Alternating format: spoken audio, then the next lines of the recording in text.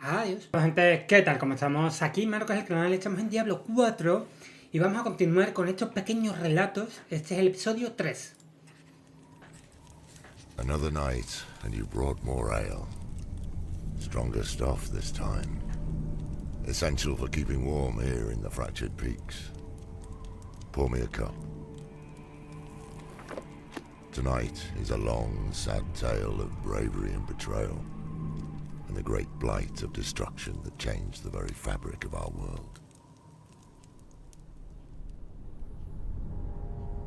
When last we spoke of Inarius and Lilith, and humankind's creation. How humanity found itself caught by the eternal conflict. A battle that does not belong to humankind, but one we must fight nonetheless. Two rival groups, the Temple of the Triune and the Cathedral of Light, sprang up on the world of Sanctuary and strove to win over the hearts of mankind. The Triune was secretly backed by the three prime evils, Mephisto, Baal, and Diablo, who had discovered Sanctuary's existence. Inarius secretly founded the Cathedral of Light in response, an attempt to counter their malevolent influence. Unbeknownst to either the prime evils or Inarius, Lilith returned to Sanctuary to reawaken her children's dormant powers, knowing they had the ability to banish the agents of the Burning Hells and Inarius for good. Soon after, Sanctuary was engulfed in what would become known as the Sin War, a catastrophic proxy war over the souls of humankind. Humanity won the war, but they faced another kind of battle. The high heavens too became aware of Sanctuary and her blasphemous children, and now deliberated on humanity's ultimate fate. With the Angiras Council split, the Archangel Tyrael cast the final vote to spare us from extermination. Instead, the memory of all that came before was taken from humankind, including knowledge of their inherited power. In exchange for their part in leaving Sanctuary alone, the Burning Hells took Inarius into their custody, and it is said that he has suffered unending torment at their hands ever since. Of course, it is not the nature of the Burning Hells to leave well enough alone, and before long more attempts to corrupt humankind were underway. The lesser evils, led by Azmodan and Belial, staged an uprising that upset the established order of the Burning Hells. Convinced the prime evils had abandoned the eternal conflict in favor of corrupting humanity, the usurpers set out to banish the three prime evils to Sanctuary. They lost fully 1/3 of their army, but they succeeded in banishing Mephisto, Baal, and Diablo into the mortal realm, in what would come to be known as the Dark Exile. They spent decades spreading terror, hatred, and destruction across the land. It is here that the story of the Haradrim begins, when Tyrael assembled a group of powerful mages and tasked them with humanity's defense, standing fast against the tyranny of the prime evils and guarding against the wrathful eyes of the heavens, falling upon humankind once again. Tyrael carved 3 soul stones from pieces of the World Stone, crystalline prisons designed to contain the malignant essence of a prime evil. Sapphire for Mephisto, amber for Baal, and crimson for Diablo. Under Tyrael's guidance, the Haradrim searched across the vastness of Sanctuary for the Lords of Hell, with the aim to contain them. The Haradrim found Mephisto, and after much struggle imprisoned him. The Sapphire Soulstone was given to the Zakarum for safekeeping. They also battled Baal, but in the process the Soulstone intended for him was shattered. The Order's leader, Tal Rasha, trapped Baal's essence in the largest shard of the Amber Soulstone, but feared that was insufficient.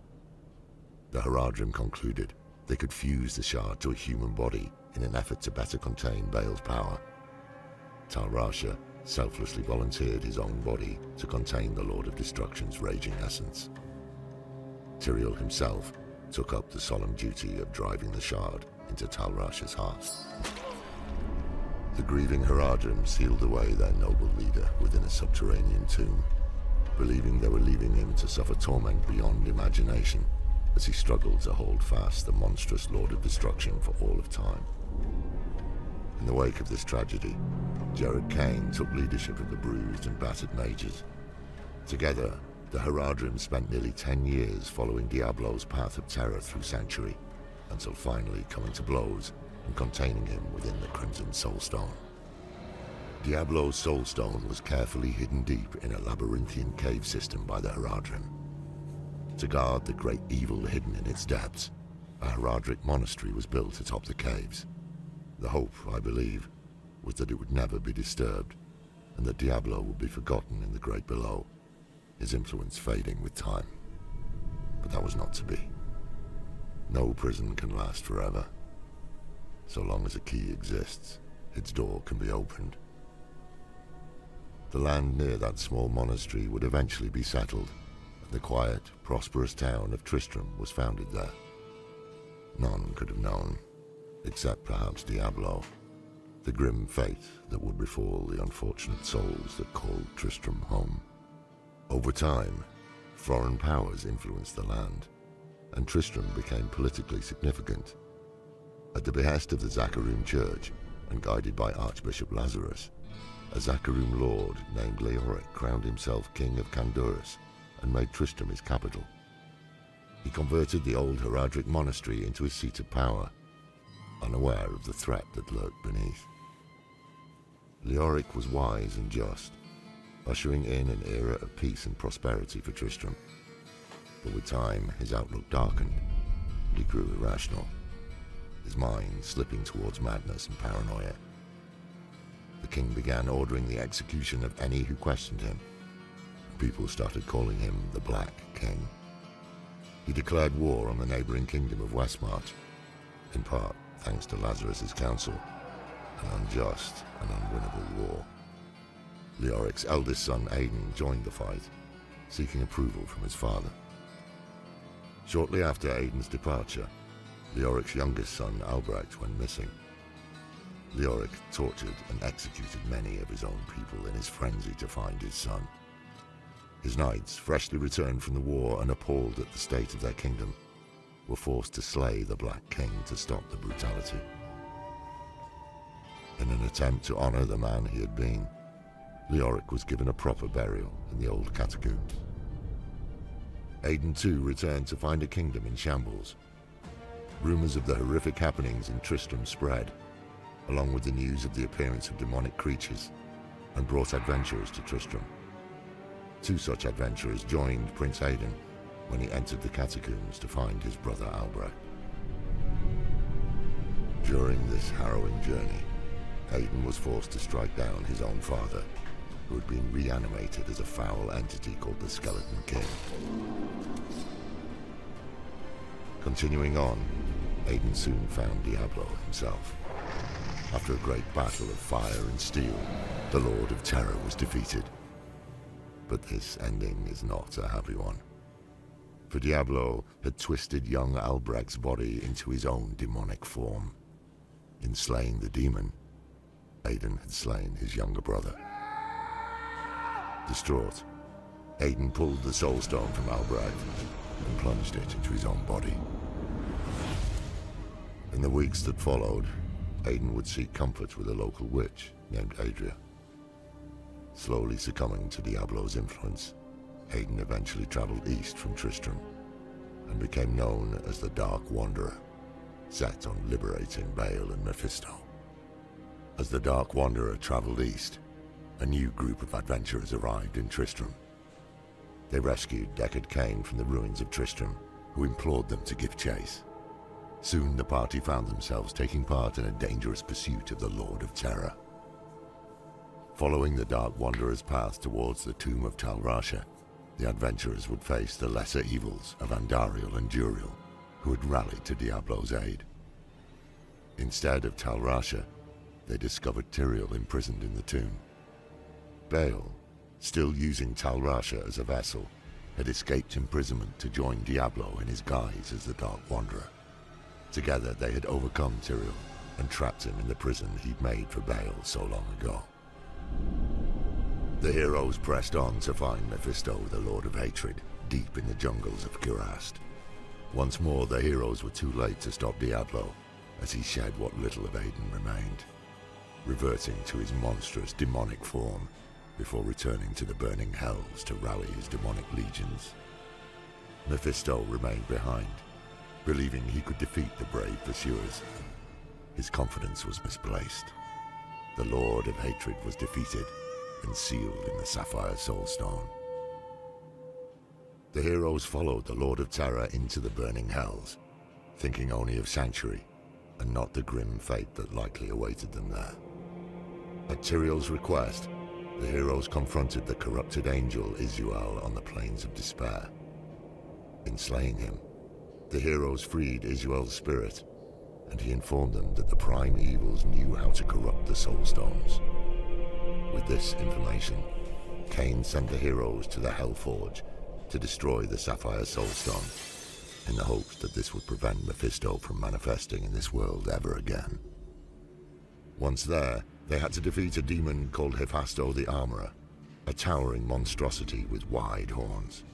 His powerful arms strengthened by thousands and thousands of strikes with his Hellforge hammer against the anvil.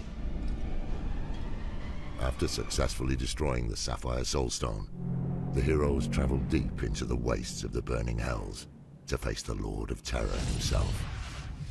They fought a fierce, pitched battle against increasingly dire odds deep in Diablo's own realm. But the heroes fought and defeated Diablo.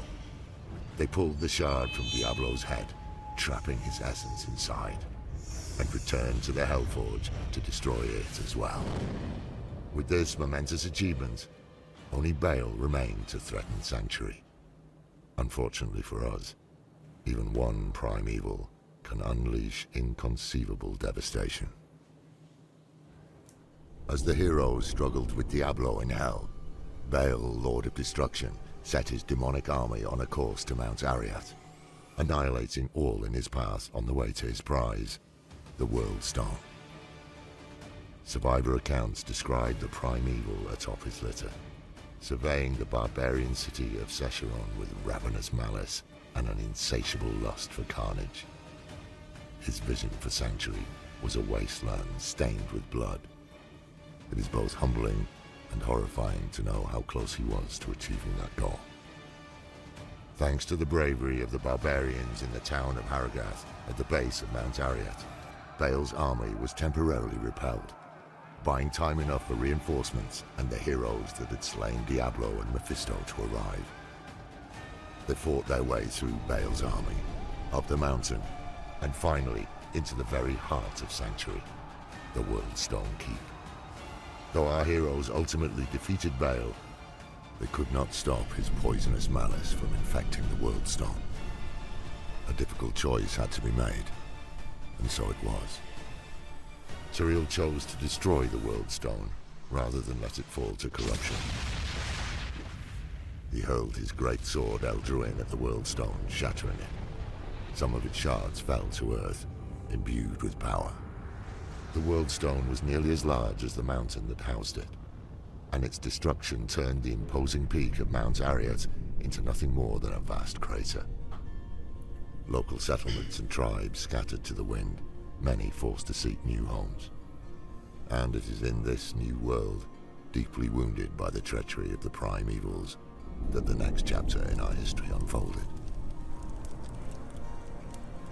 The tragic tale of Lear, Diablo's assault on heaven, and Malthael's betrayal, and why so few of us remain. Take care in the darkness. There's more lurking out there than the wind.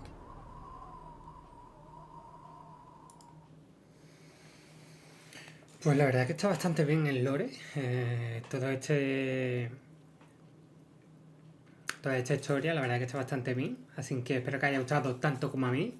Dale a like, suscribiros al canal, activar la campanita para más, compartir el vídeo, ya sabéis que estoy subiendo todos los días 3 vídeos diarios, así que dale bastante caña. Os dejo las redes sociales en la descripción para que me sigáis y el botón de miembro y el botón de gracias está activado para que apoyéis directamente el canal. Nos vemos en el siguiente. ¡Adiós!